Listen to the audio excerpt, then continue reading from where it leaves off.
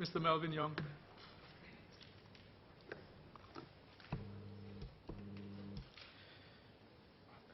Mr. Deputy Speaker, I stand in support of the bill. As a former police officer, I've seen how the problems associated with drug abuse extend beyond just the individual. It affects families, friends, and ultimately harms society. Singapore needs to continue with our firm stand of zero tolerance towards drug abuse. According to statistics by the Central Narcotics Bureau, 40% of drug abusers arrested in 2017 were new abusers, and about 64% of these new abusers arrested were below 30 years of age. It is therefore timely and crucial that we review the Misuse of Drugs Act and make necessary amendments to safeguard public interest and prevent the rise in first-time abusers. However, I do have some questions and suggestions. First, I agree with the measures introduced to make it an offense to expose children to drugs and permit young persons to consume drugs.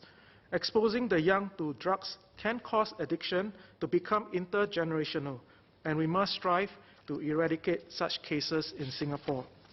However, the young are not just the only ones susceptible to the temptation of drugs if drugs are left easily within reach.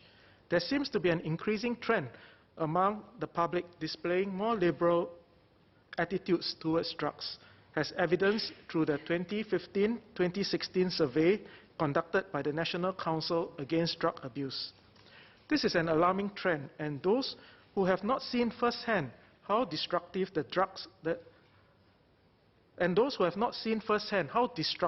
the use of drugs may be tempted to try if drugs and drug paraphernalia are within easy reach. Given that a significant number of new abusers arrested were below 30 years of age, would the ministry consider making it an offense to expose persons below 30 to drugs and drug utensils rather than just confining to young children? On the topic of intergenerational addiction, I would like to suggest that the ministry make it compulsory for all immediate family members to be counseled if there is a young drug abuser in the family. Under the new measures, parents or guardians of young abusers will be required to undergo mandatory counseling sessions. However, siblings of these young drug abusers need to be counseled too, to explain to them the ills of drug abuse and what might have pushed their sibling to consume illegal drugs. This could go some ways to help prevent the siblings from turning to drug abuse as well.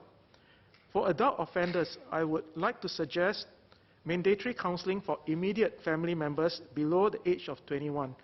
It is important that we let these youths understand the ills of misuse of drugs.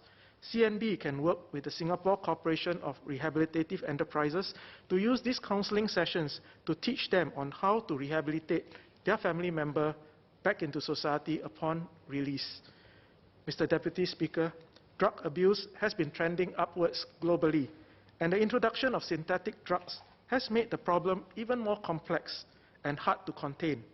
Let us continue our stand of zero tolerance on drug abuse and do more to stop the rise of first-time drug abusers and intergenerational addiction. With that, I support the bill.